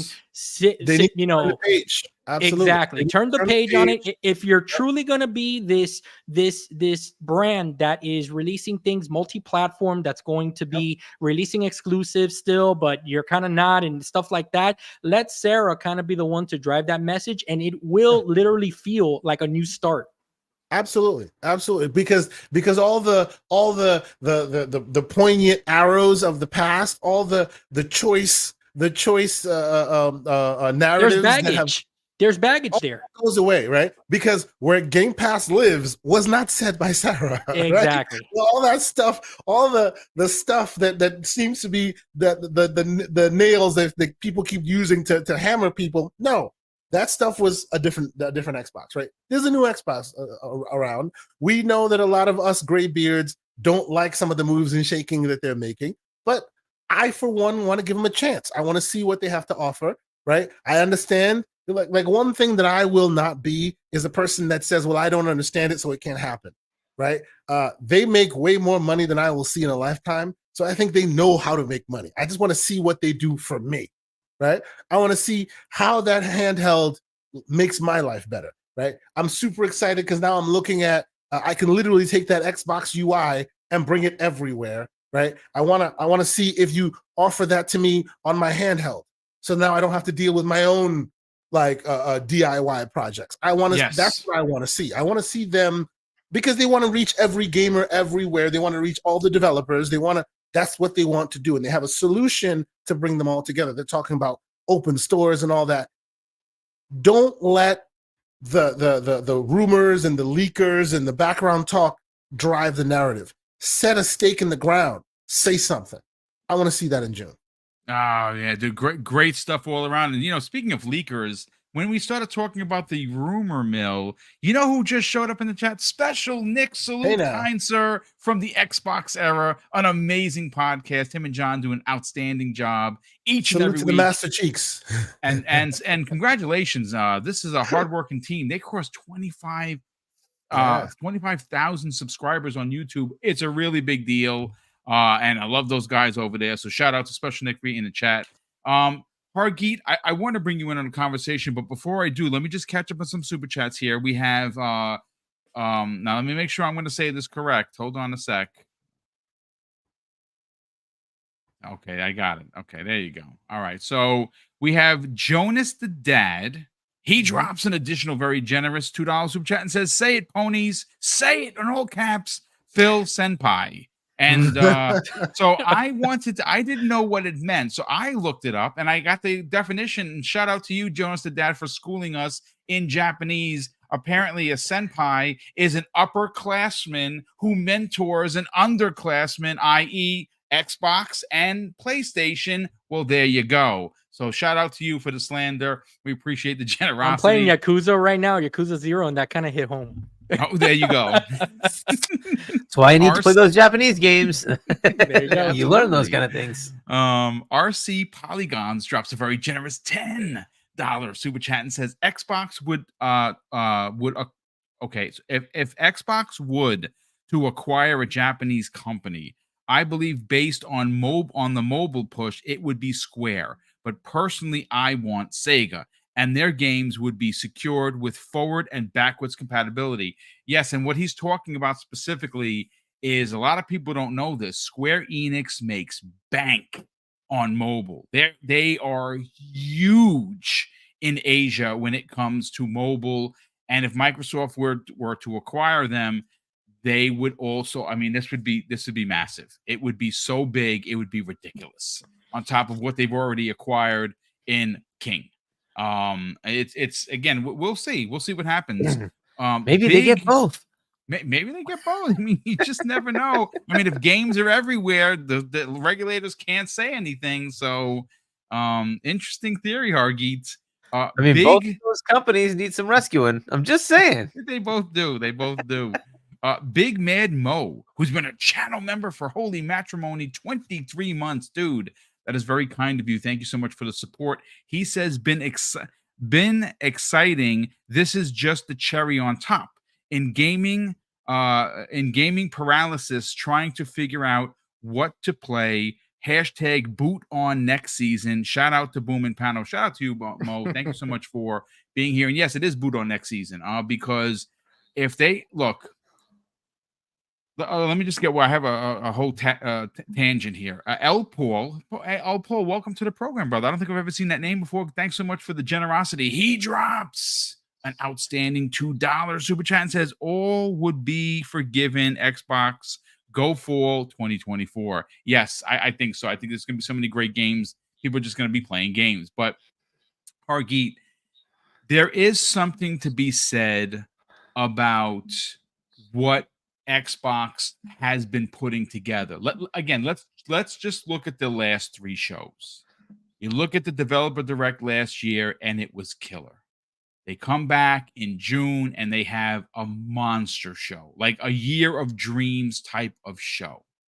They start the year, they have another show, and it's fantastic. And everyone is excited, and there's a lot to get. We saw Indiana Jones. We saw Avowed. We got something, a Mana game from Square actually launching onto Game Pass for the first time. Like, there's a lot to get excited about. I think if you just go based on what they have done in their last 3 shows, and kind of know what is on the way, this June show could be one of the biggest in platform history concerning first-party games. Let's get your hot take, man. Yeah, I mean, so this is just going to keep happening, right? Just because of the sheer number of studios. But you say that, so like last June showcase was good. The Developer Direct was good. Then they had the Game Award, right? Which, yes, for all intents and purposes, it was another Xbox. They basically showcase. took over the Game Awards. Yeah. So, and then you had the Next Dev Direct. You had a Partner Direct. And that was pretty good, and you now have potentially the June showcase. There's also potentially something happening in the next month or so with Sarah telling us something about hardware. I don't know. There's like some rumors something about in April, right? Like, is there something in April happening? Yes, if that's happening, cool, whatever. But like that could be another one. But yeah, this June showcase. One of the things that used to be like, we had such a a small amount of exclusives. So all we wanted to see was games at the June showcase. Well, now it's getting to the point of like we kind of also need to see hardware at the June showcase. So I don't know what the mix is going to be. I personally hope from the FTC leaks that we get that new controller. That would be really kind of cool if they release that handheld. Oh my goodness! So if you have the controller, like the handheld, and then you go into all these games, and you say, look, all these games will be taking advantage of that new controller, right? And so you get that nice little thing there, and you have Call of Duty. It's going to take advantage of that too.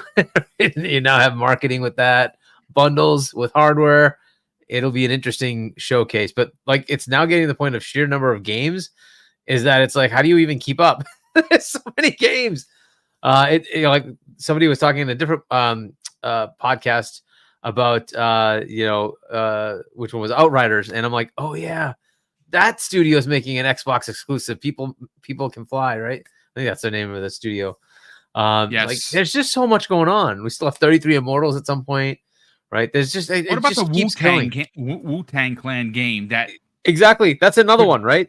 Dude, that's gonna Every time I hear that, bro, I get excited. Where's that Wu-Tang game? Oh my God. Wu-Tang is for the kids. You There's know it. so much, and you're like, how do you keep up with this? And then there's the other consoles. There's the other, like games coming from all the other, publishers. Like you don't even really like Nintendo. It's becoming like that on Xbox. You could just live on their first parties. There's so much content now. A lot of the Xbox first parties are also live games. You could keep playing Call of Duty. You could keep playing Halo. And that'd be enough. You have Overwatch, World of Warcraft, you have Diablo. It just keeps going.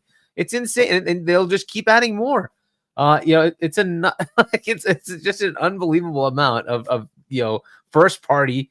And then you have all the third party stuff that they have. That they've also started putting together in Game Pass, and they're starting to reach out and get all those old games that were skipped. They're trying to bring those over and make sure that they don't get skipped, right? Yes, there have been a couple of notable skips. There have also been a lot of things that are showing up on the Xbox platform instead of on the other platforms when it comes to marketing. Though. Yeah, right. Persona 3 is launching in Game Pass like that. If Persona 6 is announced on the Xbox stage, that's like it's a big, massive coup. That's one of the bigger games now, right? And if they could bring that onto the Xbox showcase, well, we have potentially the PlayStation showcase, and which is why I was saying they need to bring it. Is like if that comes up in May, which supposedly that's what's happening, right? They're gonna have a showcase in May, and they don't bring these things. Where is PlayStation at this point, right? Because the enthusiasm is gonna start shifting at some point. There's just no way around it. People who want to play games, they're going to gravitate towards games, right? That has been the biggest fail of Xbox for the last decade or so, right? But now you just can't deny, like the amount you're just getting, like constantly, right? It's just crazy. And now they're looking at every little thing to say, well, how can we make it negative? This is what we keep seeing now, right? Everything has to be negative because, Xbox is doing this or that or that. Like, dude, there's games. You're inundated with games all the time. Like, what more do you want? Like, just play the games. Let's just play games. True. So that is where we are. So this June showcase, which is going to be a couple of hours. I mean, because they have so much to tell us. It's last time it was an hour and a half or something like that. It was 20 minutes over like 90 minutes. It was like 94 minutes or something like that. Yeah, because of the 20 minute dev direct for Starfield. Yes. Right. So. Yeah, I don't know if they're going to have an equivalent for one of their other games. Maybe we get one for Avowed, or we get one for Indiana Jones. Oh God, that would be so awesome. By then, Hellblade was already out. Because Hellblade's already out, right? Exactly. So I'm assuming we don't have to worry about that one. Maybe there'll be a dev director, or something like that. They'll just have some sort of thing that I've been seeing stuff by the way. I think they had something with the Hellblade team a couple of days ago that was like they talked about mental illness and how that factored into how into they Hellblade, right? Yes, So, but yeah, it'd be really cool if they did something similar with like Indiana Jones, like having Todd Howard again, right? This is why I came up with this. This is the idea. This is the concept. Here are the things you're going to be doing, right? So that would be kind of an interesting one to have. But I'll probably have one of those, and then you have all this, like, oh my goodness, the incredible amount of great games they have, stuff we haven't even heard about. According to Matt Booty and Phil Spencer, there's 2 big games, not small, but 2 big games we haven't heard about that are coming out this year. It's like, okay, geez Louise, like how much do we need? I'm gonna throw a stab out there, and I think it's Clockwork, and I think that it's the one by Compulsion. I think it's That'd South be by awesome. Midnight. That'd be awesome. That's my You think those are stab. coming in this year? Yeah. I mean, he said that we haven't heard about them, which lends me to think it might be Forza Horizon might be coming out this year, because that's usually what they do. They announce June, release September, October. It could be that Gears collection as well. That's just a shadow drop. I think those are the 2. I think Oh it's my Forza goodness. and Gears, or it could be it's the Gears collection and a Bethesda collection, right? Fallout. I've been thinking about that. Yep. Fallout collection. Right? Yep. Right. With So the there's a games, potential for something with like the that. show coming out being so big, imagine you release a Fallout right when people like are loving the show. It would kill. Oh my goodness. And we've been hearing rumors of an Oblivion, right? There might be like a Fallout remake, Oblivion, yes, and a Fallout right? 3 So remake maybe like as a well. Bethesda Game Studios like remasters or something like that. Collection, that'd be fantastic, right? So you have that, and Forza, that might be another option, right? So it's something like that. I don't know if they're looking at no, I think he said it was new. I think he said it was new stuff. It might not be remasters. But you know what's crazy? We it's what's just nuts. It's bonkers, just too much stuff. It's just that's what it is. It's just too much stuff, and that is great. Yeah, and yeah. So the downside is, will we have enough time to play them, because all these games would have to come out basically like July, August. Like, yeah, you guys just know not enough anywhere I time. can buy. Like, it's I can buy crazy. a little couple extra hours there in the day. I know, You know, right? get Like, those- Can I add 3 it'll be hours nuts. in a pocket dimension It'll be somewhere so I can nuts. display? Yeah. But so what am I expecting of the June showcase? Like, I try not to go in saying the world. The problem with Xbox now is that they kind of have so much stuff, you kind of have to show up. So we'll have to see. At least, obviously, we're going to have something to do with the games that are releasing this year, which is Aura and Avowed, Indiana Jones, and then we have Call of Duty, right? Those are kind of guaranteed, right? So then what else, right? And so we already hear about Gears. I really hope they're bringing, the games they've already announced that are coming in the future. Perfect Dark, Fable, State of Decay, right? We already heard about South of Midnight and Clockwork Revolution.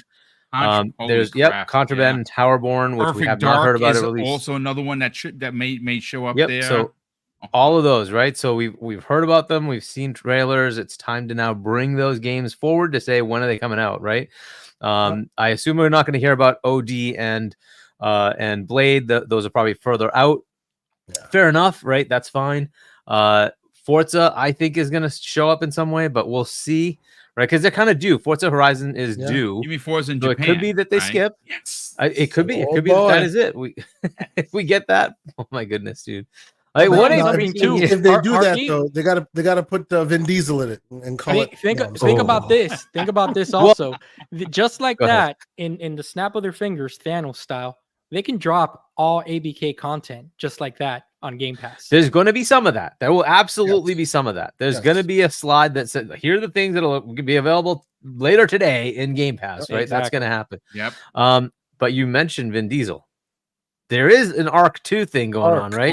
Yes. And that is probably, it's about time for that thing to show up, ain't it? He comes out on stage next to Sarah and he goes, "Welcome to the family." No, please, family. So, you know what? Can I add something else?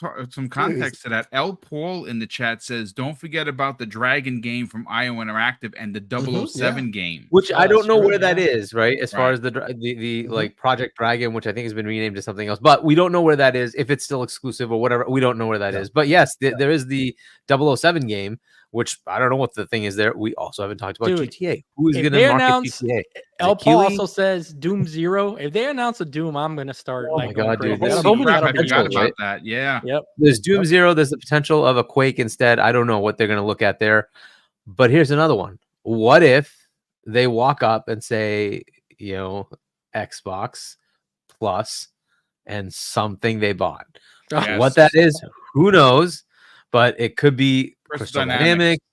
It could be, smaller things, right? It could be smaller things like that. It could be Square Enix. It could be Sega. It could be something. We don't know. If that right? happens, is you're just gonna have to possible. change your wallpaper into Jim Ryan crying instead of laughing. So I already have that. Oh, you do already have it. has- Okay, he there already you has go. Jim Ryan crying. He has the tears. I am prepared for such emergencies. There's a Jim Ryan. Such emergency. Did you see that Jim? Hey, did you guys see by any chance that Jim's last act of defiance, like, he just said "suck it" to everybody as he walked out? Oh, by the way, the PS2 sold 160 million. Bye. Yeah. He literally walked out the door. That's his Yeah, last just act hit of that. defiance. Fair enough. Whatever. The Switch will probably still end up beating that. Good for the Switch. But yeah. So look, if they do that, oh my god, I so hope it's Square. I the tears that will be out. You want it to be square because you want to be scandalous and Yes. slanderous, if you will. Look, Absolutely. my Why personal not? preference, certainly a Sega. There's so many games there, and a lot of the catalog there I like more. So, but just the tears. Can you imagine Sarah Bond getting the opportunity to make that announcement after everything that like Dude, she's hinted no, at Sega I and think- stuff? be ridiculous. I think that would we be need like to a have life no, goal we for need to her have to the do same that. thing we had before, right? With Final Fantasy, where we had Phil Spencer, right? And then he comes over and they do this weird handshaky thingy, but this time it's with Matt Booty, right? Phil Spencer. Phil Phil Spencer and So Hargeet, weird handshake. Nicodamus will make you a deal. If you will be on Twitter, they will buy Square. Because I want to hear you on Twitter when they buy nice. Oh Square. That's a good deal. hell no! I guess no Square. Harvey, just make an account with zero tweets until that happens. Zero tweets, Oh, and then the wow, day it yeah. happens, that's when you make your first tweet. That the first tweet is, we Oh, got you, God. suckers. Yeah, maybe. I mean, Hargeet, But yeah, I mean that would be it's hilarious. just- That'd be awesome. it's- Can you imagine? Boom, we're gonna be sitting there in a crowd. If that slide comes up, if that freaking thing comes up, what is that crowd gonna do? Oh, they're gonna. I know that I'm doing a TikTok of the audience. That I'm gonna tell you that right now. They're gonna be bending down, crying. No Diddy. That's for Oh sure. my god, dude! Oh, by the way, anyone know Sean from Dirk Riggity's podcast? Of course, Sean, yeah. Yeah, he's a good dude, really good dude. He did a GIF, and it was the GIF. It's GIF of the century. In my, I literally was sitting in the chair when I saw it, and I tears were just rolling down my face. And it is a picture of Shang Tsung from the original Mortal Kombat film. I saw that. And the picture is Diddy's face and says, "Your hole is mine." Tweet of the year, ladies and gentlemen. Tweet of the year. You must No seek Diddy. that. You gotta say out. no Oh Diddy my after that, God. okay? No I Diddy. just- Tweet of the year. I mean, I laugh a lot, but the tears were literally, I was laughing so hard I nearly fell out of my Oh chair. my Phil Spencer should have sent that to Jim on his way out. Oh my god! And the best guys. part about that, Boom, is that the Photoshop Okay. is on point. You know sir. what? On Far point. Q is asking Uh, for it, so let me. Uh-oh. We got to show this off. This Find it. is epic right here. Okay, SHUN. Oh, there he is. Okay, hold on, I got it. Let me find it. Okay, there he is. Shan786. This was the tweet Give him the of credit. the Give him the century. credit. This is Yes, an Aaron, animality I have right it, here. folks. I Animality. have it, and I'm going to do a screen share live on the air so you can see exactly what. I can't. Okay, here we go. Let's shout out to FarQ. Share it. Okay, here we go. Here it is. Let me just. Is there a way to bring it up? Yes. Let me just bring it up. Hold on. Let me get into. That Photoshop is amazing, sir. Amazing. What? Oh man, that is classic. Oh my god! Okay, Sunday just went off screen. He can't.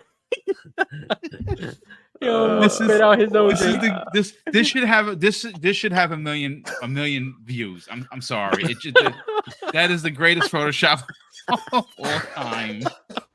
I mean, Oh And wow! people are complaining about too much economics on this show. Here you go. and there you Oh, go. man. Yes. Now we're getting into the ridiculousness of it all. This is Lena Khan's postcard that they're gonna send on her way out. Your No hole is Diddy. mine. Oh, Oh my god! I can't. All right, so back to the regular schedule program, ladies Yes, and please. gentlemen. Oh man, I'm cramping John up over Wolf. here. let's talk June, because I think that just hearing what Kay Asante had to say, and of course followed by Hargeet Chani, it was there is, and you know something else that no one mentioned, and it's not Banjo Kazooie.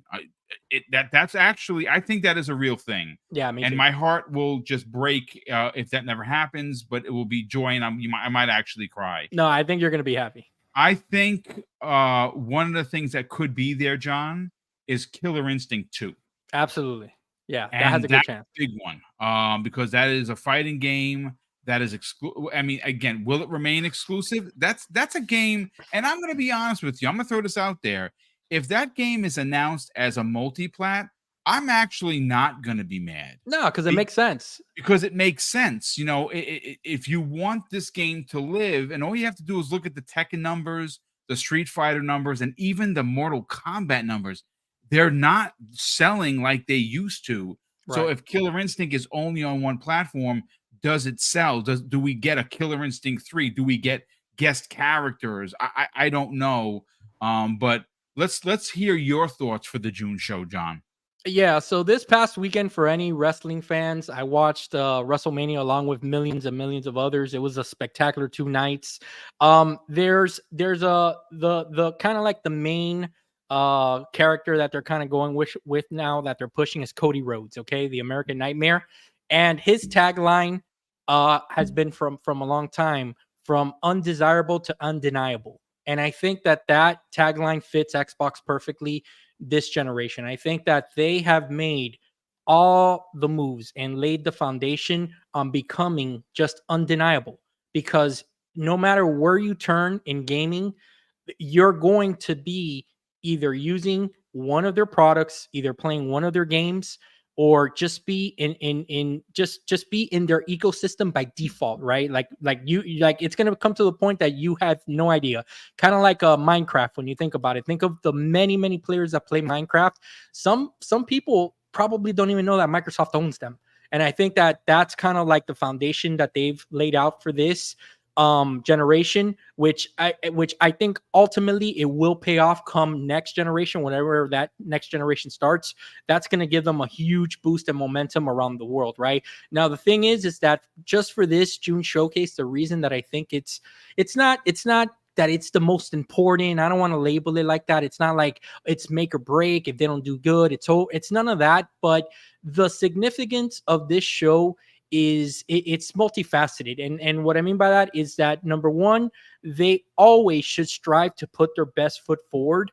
And I think that having that confidence and doing kind of like the little things that we've already mentioned, like putting Sarah Bond out there to kind of show off what this new Xbox vision is, what this new direction is, as well as showcasing all the games from all the studios that they've acquired, showing them off in a good light, showing that there's plenty of good stuff is coming. What that's going to do, kind of like what they did last year, right? Because last year was perfect. What if they can kind of replicate that success, the momentum is going to shift over again their way, because from January till now, it's because of just the nature of the beast, because of some pivots that they've made as an organization. The Xbox community, the Twitter Xbox community, and kind of like the hardcore, is a little down right now on the brand because of all the kind of pivots that they've had to make. Whether it's fair or not, whether it's justified or not, it's just the nature of the beast, right? So the thing is that what I think that's going to actually happen is that starting next month in May is what I predict to be the shifting of the momentum back, that's going to swing over on Xbox's side, because they have Hellblade 2 coming out, which, even though that the Xbox tax thing, we all know it affects them and all that good stuff, I still think that this is an undeniable moment, because if anyone dares to try to review bomb this game, you're going to look like an absolute idiot. All right. Yes. And that's the key. The key is building yourself up with so much momentum and so much good grace and so much like good stuff, that anybody that dares just pick on minute BS stuff that we typically see associated with Xbox, they're going to look really dumb by doing that. And I think that that's what Xbox needs to keep on working toward, so that Like, for example, right now with all this 30 FPS talk, right? There's some of us that feel the way we do about it. Some others don't care. Some others do, whatever the case may be. At the end of the day, the brand is healthy, and at the end of the day, there's so much good games coming out that shouldn't really be what's leading the discussion, and unfortunately it is. It's things like this that they need to try the best that they can to kind of just get over, which I think that they are, and I think that they will. And come May is when that momentum is going to start really going, downhill for them. I not downhill, but it's going to start a good momentum for them. And I do think that the June showcase, what I would personally love to see, like if I can have my wish, is that they show a lot of the games that they've already announced since 2020. I'd like to see these games close to release, or at least really good builds of them. Like you mentioned, Perfect Dark. I'd like to see a really good demo of that.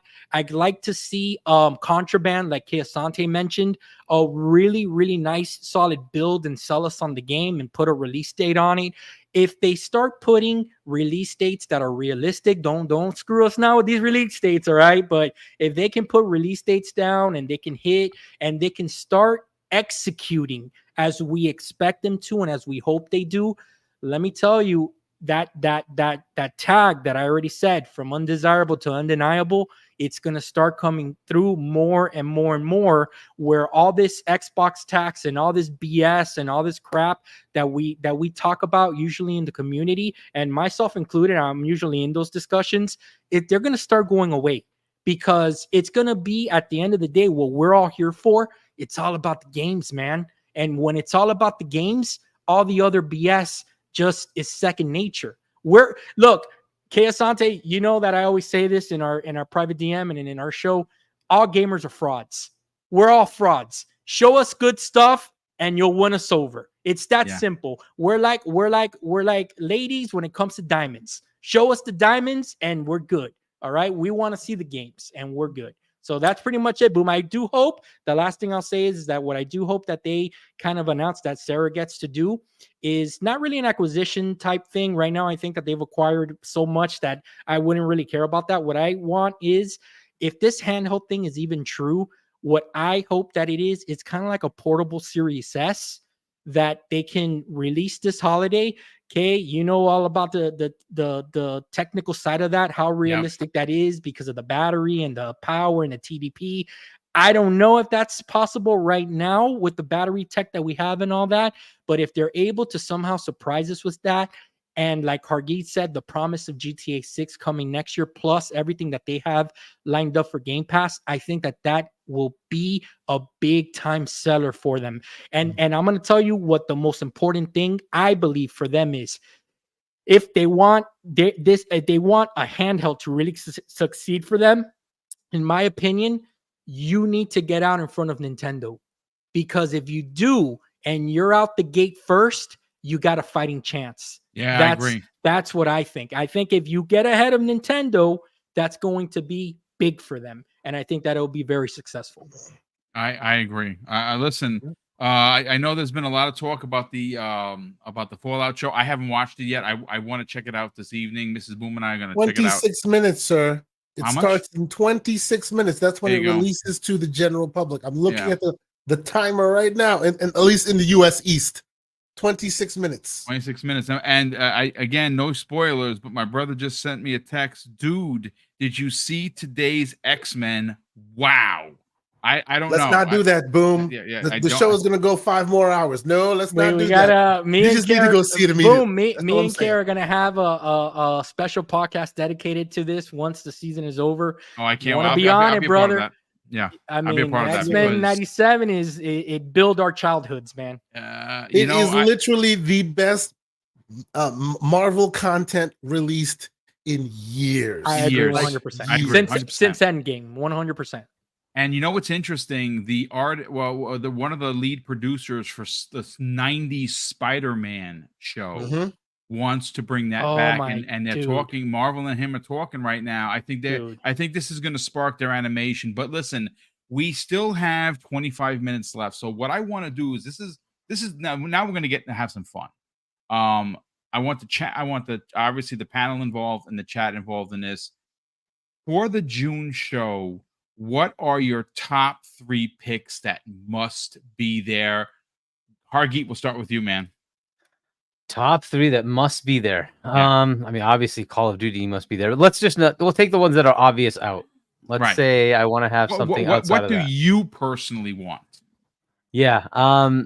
I personally want to see like something new that I haven't seen, and whichever one of the studios, right? So, yeah, it's there's like the MMO that one of the Bethesda studios is working on. There's whatever id's working on. There's also all these third-party things. They were supposedly working on some exclusives from Japanese developers. It's like any one of those. I think the things I want to see are things I've not already seen, especially like the ones that are, not even hinted at, right? Something that I've not expected. Even if it's like Quake, like that's something that's a known property. Well, I want to see. Quake is supposed to be a reboot with a new protagonist, exactly right? So, but it's still Quake, and so what I want to see totally new stuff, right? Like the that's surprise of Blade out of nowhere, right? That I want to see something like that. Something that's going to be like another one of those, zeitgeist moments, right? Oh, Blade, I want to play Blade. Oh, it's going to be Xbox. Yes, that's what I want to see, right? A lot of the other things are going to be obvious. We've already seen them. We already know about them, right? But I'd love to see 1 or 2 things like that just drive the narrative of like, you need to be here. If you want to be playing games, you need to be here, right? So like you need to come to the ecosystem. Outside of that, like they need to bring it. They need to get some release dates. They need to, make sure that everything is coming this year is actually coming this year. So that'd be good. But yeah, the big one, I want to see 1 or 2 games I have not seen. And I want to have like a moment, just like with several of these now, where we had, OD show up and Blade show up. We had Indiana Jones show up. I want those moments. I want those big moments, right? To say, okay, well, now you know why you need to be on Xbox. So I think those are my musts. They have to have something that's going to make it like you need to be on Xbox. And at this point, just the sheer number of games, it's going to be very hard for people to start saying, oh, that A, you don't have games, and B, I can keep ignoring this platform. It's going to be tougher and tougher to do, right? Yeah. And that's what I want to see, right? And Nintendo's going to Nintendo, but it's always very family-focused games, right? Family-friendly games. This is the one that mature audiences will come to as well, right? So I want to see them bring those games. Let's see what you get, right? Let's see what we've got here and what all of you have been putting together. It's not going to be everything that they're putting together, but hopefully they have more stuff to show, right? So there's been a lot of work over the last few years of behind the scenes to getting all these things together, right? With all these contracts, with all these other development studios. I want to see some results. That's what I want to see. I mean, you're not wrong. And that's the thing that's the needle that's going to be hard to thread, right? Because there's so much in development. And one of the things that, again, it's just you don't hear the gaming media speaking about this, Asante, is the roadmap for Xbox is so stacked that it's when you like we're talking in an open forum here. And everyone is coming in left, right, or center, like, oh, this one and that one. Oh, I forgot about the Doom. Oh, I forgot about. And there's just so many games. How could they surprise us? Like, that's the thing. How could they surprise us? But I think that they're going to. What are your 3 picks for June? And these are only games because, yes, I'm the man who says, let's see hardware. I'm the man that says, let's see, let's see the ecosystem move forward. I'm all about that, but let's keep it to games. And I promise I'll only hedge my bet once. Gear 6, I need to see it. Okay, fair. Yes. I'm gonna be, this is because I wear many hats. This is my Xbox console lover, Xbox first party hat I'm wearing right now. I play games everywhere. I don't care. But this show, I'm wearing my Xbox hat. Now, for me, gamer. Gear 6. Now, shut up. Him and his missionary gamer. Do not disrespect missionary, sir. Anyway, Gear 6 Pause. needs to be yes, big pause. No Diddy as the No children. Diddy. use No, to no, no, say. no Diddy. Definitely. Gear 6 needs to be there because it is like a warm blanket you forgot you had, but I want them to melt your face with all the new, because everybody goes, oh, it's long in the tooth. It needs to. People forget how great Gears 4 looked. People forgot how amazing Gears 5 story and the looks were. I need them to set, like, I need them to put it on the table and say, bam, this is where we at. And go back to horror, right? Go back to real horror, like scare Yep. people. Yes, absolutely, absolutely. So for me, Gear 6 needs to be there, right? Another thing that needs to be there, Halo Infinite ODST. I'll call it Infinite ODST. Yeah. I need to see what the Certain Affinity has been working on, Project Tatanka that's now grown too big. I need to see it. I want to see, oh, so we saw a bunch of Halo Infinite stuff happen. You saw the fight happen in audio logs and this and that. Spoiler alert for those who haven't played the game. You should go play that game. It's still very good, the campaign. I want to be boots on the ground as the world is ending. I want to be boots on the ground. I want Halo Infinite to be I want this to be the precursor to Halo Infinite. You know, what happened to get us to where we eventually got. I need to see that, right? They've done it before. It was one of the best in the franchise, Halo 3 ODST. I want a Halo Infinite ODST. Now, for my hedge, and this is weird, either I need to see a prototype remake remaster, or damn it, give me Guitar Hero. I'm done. Oh my Nice. God. Yes, dude. That's a good one. That's a great pick, bro. That is phenomenal. Yep. I have my guitar still here. I got a Logitech that's Bro, limited I edition. have 4 guitars. I have drums. I have the guitar, the piano. I have guitar DJ Hero. All of them. Me in too. the I got garage. DJ Nice super and rare too, by the pristine. way. Yes. Yes, I have the Jay-Z / Eminem version. So Me too. I have that in Yes. the garage. The Right? one that came with the case. That's an Give actual me stand. yes, the case is standing just like that. Give me some cool, interesting stuff that no one expected from left field. Let's break out those plastic instruments again. I'd be happy. That's it. No, that all great picks across the board. John Wolf, what are your 3 top picks for the June showcase? I mean, literally, there's a plethora of choices. Do you have anything up your sleeve, sir? I do. I have one surprise game that I'd like to see, and I even know the team that I want to make it. But I'm gonna save that one for last. The what I would like to see right off the gate is this rumored Gears collection to be a real thing. Oh my God, yes. The original trilogy, Boom, as any gamer, it doesn't matter if your preferred is Xbox or not, those characters are synonymous with gaming. That the original band of brothers, you know, Marcus, Dom, and the crew, they're just classic, man, and they're forever like my top 5, you know, cast of characters ever in a game. So being able to relive those games, you know, with modern tech and Unreal 4, 5, whatever the case may be, that would be fantastic.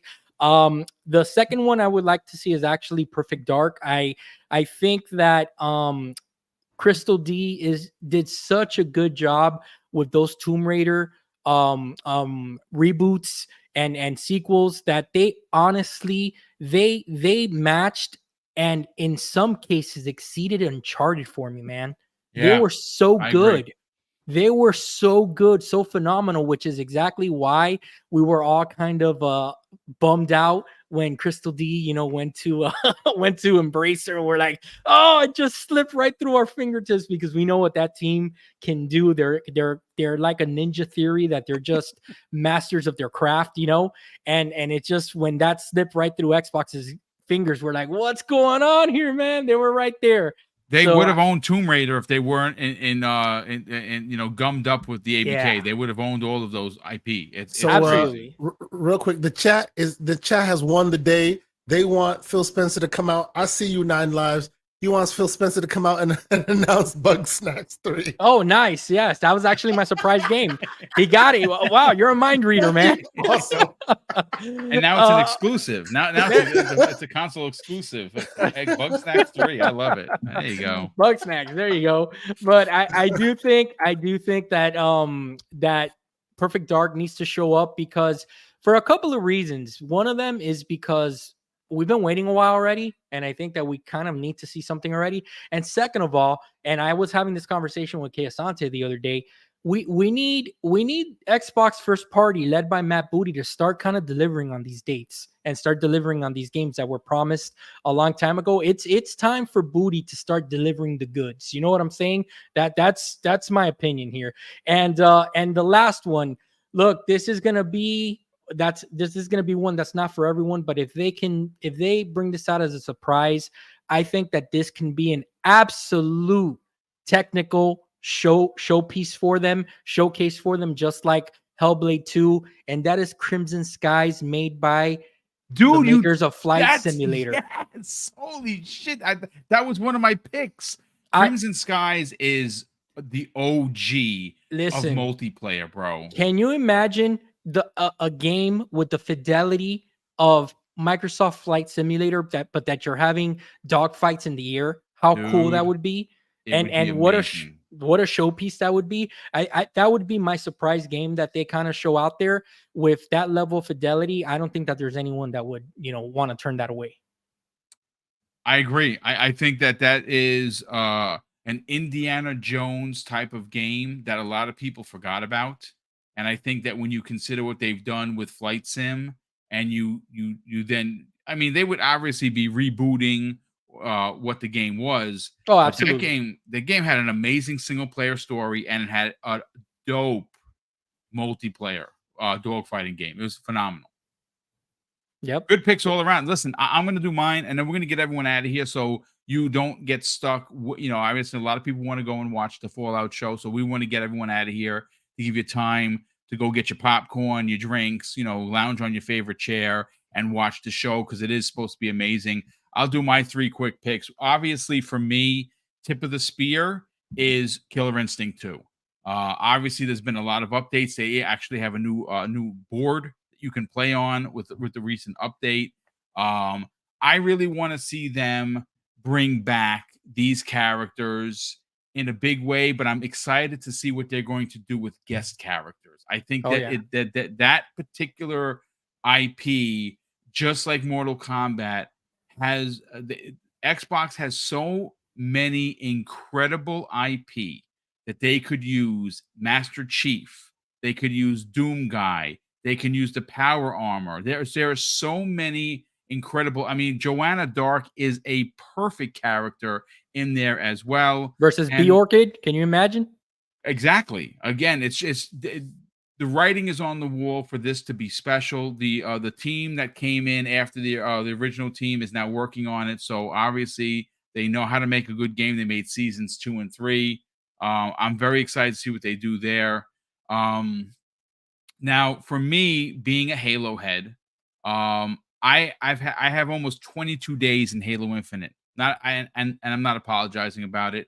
They just dropped another armor that I'm going to go buy literally after the show is done. That looks like the Doom Guy armor. It's not exactly, but it looks close. Oh, I haven't seen that, but I got to check that out. It looks freaking awesome. When will the cowards just stop being cowards and just call it the Doom Guy armor and really do it? Come on, I don't know what's going on over there. But listen, at the end of the day, I want to see, because like Kay Asante, as much as we appreciate the multiplayer, and I really do, it's my favorite multiplayer of all time, it's time to bring back some story element to Halo. Now, whether that is a story about Buck and Team Osiris with Locke, maybe this is about the mobile team. I mean, the Noble team.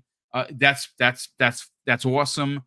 Maybe it's some sort of a follow-up to ODST in some way.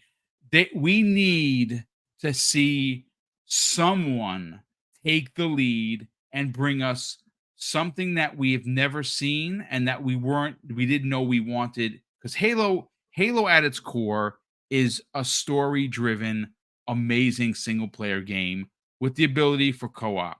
That's what's missing. As great. You want me to knock your socks off right now? Boom! I just gave him $1 million idea. How about this? The actor that did Locke, right? Lance Colt, I think was his name.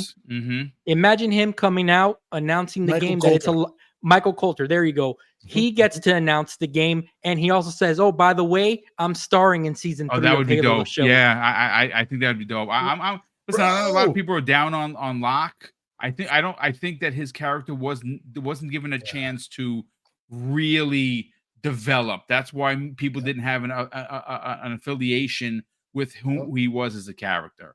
And this last one is more for the salt. I'm going to get slightly messy here. Here we go. The last pick isn't necessarily a first party game. What I would love to see is Zelnick from 2K walk out on stage and say, "We're going to show you the first official gameplay trailer, not the one that they showed. I mean, an actual gameplay trailer." And it just and they have marketed, Xbox has marketed GTA 6. It's going to bring down the internet. The internet would break. The blood pressure medication will be sold out all week at CVS. That's how. Are you saying that the lisinopril would be out of stock? Exactly, at CVS. Come back next week. There was a flux. There was a flux of ponies that just came in. We get upset because the documentary had no payment to those people whose booty cheeks are being shown on screen. No, it'd be rioting everywhere. That would be big. Boom. Let me give you one back since I took one of yours. How about this one for Xbox OGs out there? I don't know how they can get this one done. I don't know who will make it. I have no idea the logistics of this because I understand it is a licensing nightmare. How about Mech Assault? Dude, yeah, it's another big one. That's huge. Yeah, absolutely.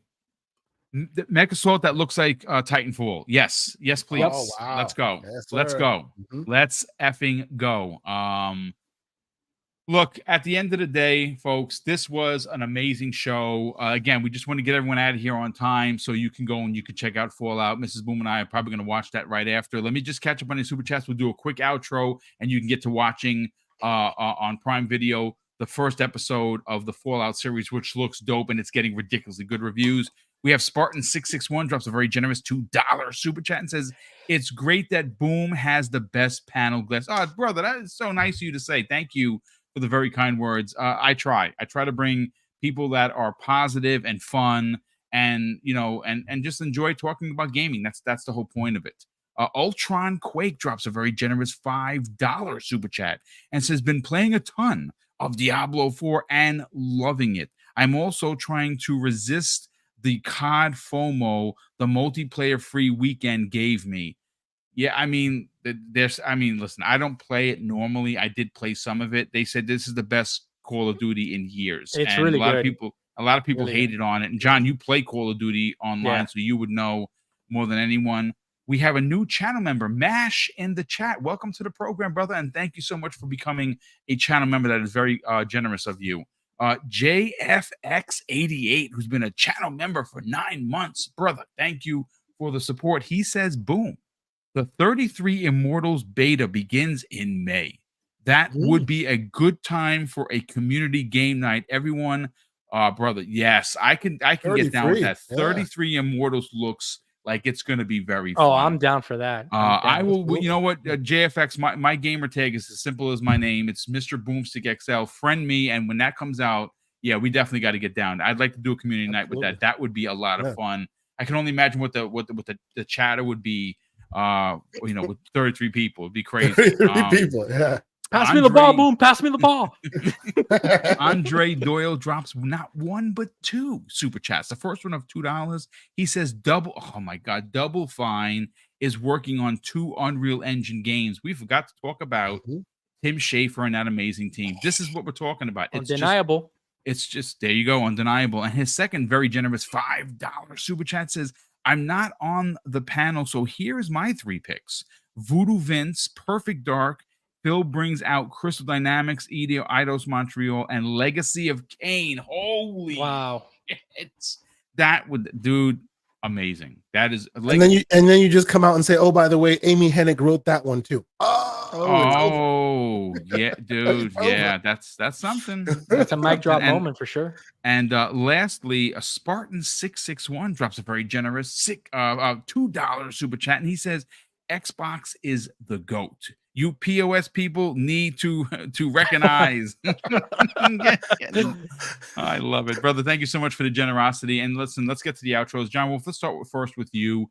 Where could people check out your YouTube channel?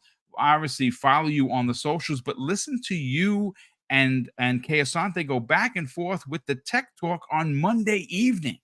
Yeah, Boom. This was a lot of fun. It's always nice to come back home at Primetime Gaming, where I originally did my first ever podcast, thanks to your opportunity. So anytime that I have a chance to come on, man, it's always good, especially chatting with people like Kay Asante and Hargeet and yourself.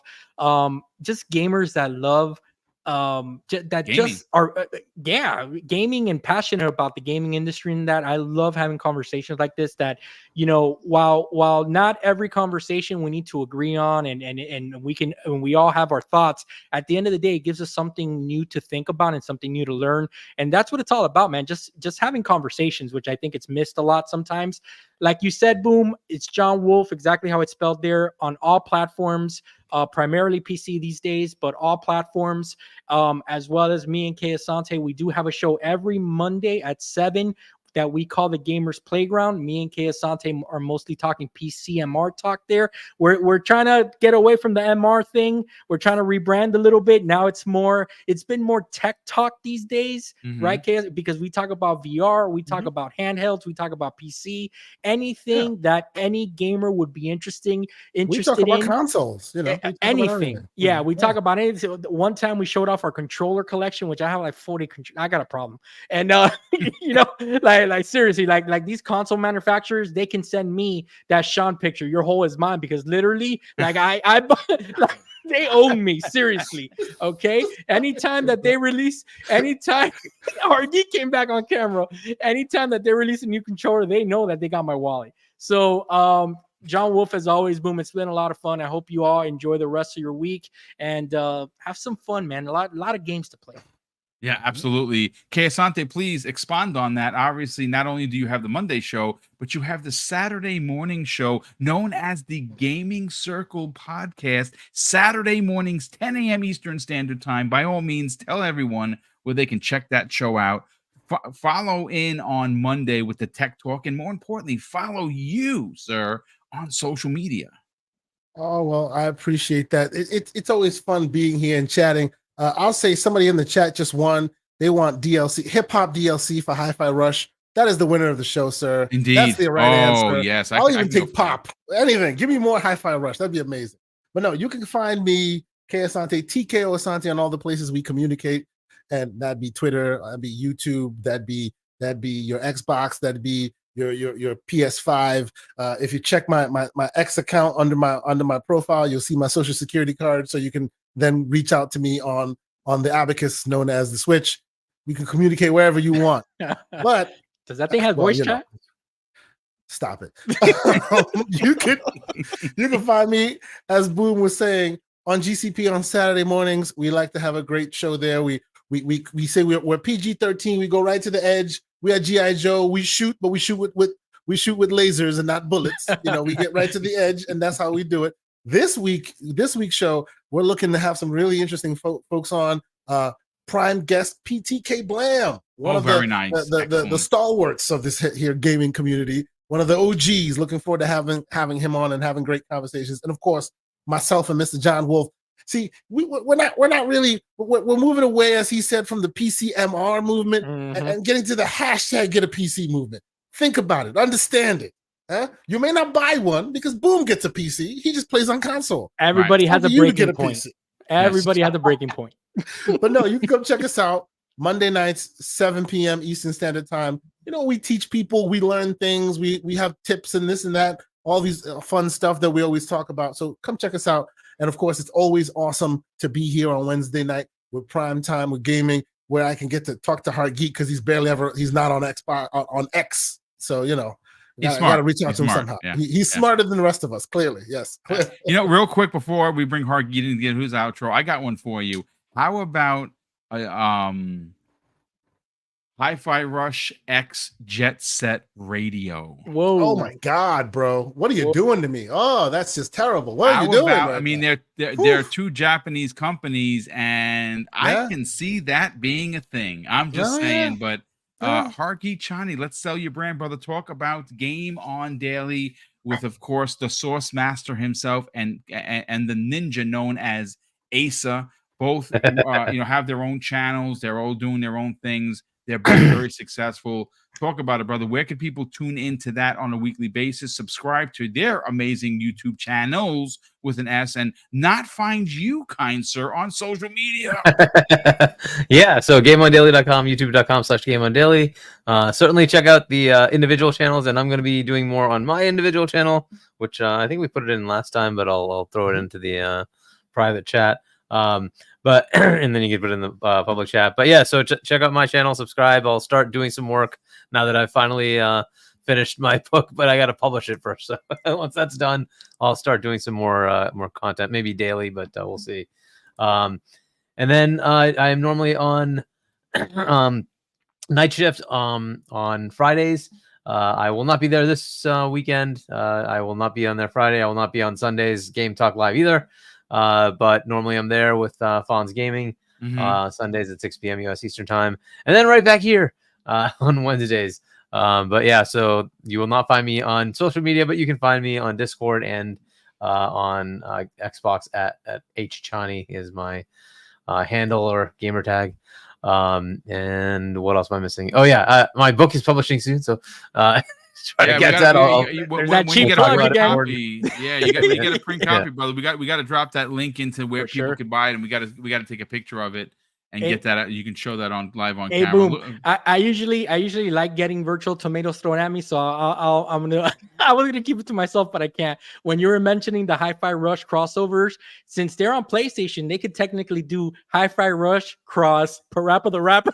Oh my goodness, the slander. I mean, that actually might be kind of cool, to be honest with you, but yeah, it's just all right. Bring the virtual tomatoes. Come on, let's go. Listen, and ladies Fallout and gentlemen, is out right now. Yeah. Awesome. Well, listen, thank you so much for being a part of this show.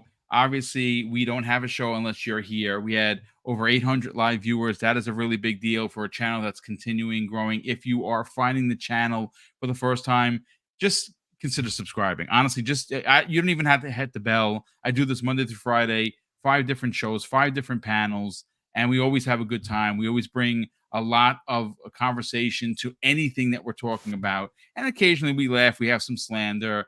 You know, we show pictures of people saying that this is your hole is mine, and things of that nature. But listen, a big thank you to all of the super chats.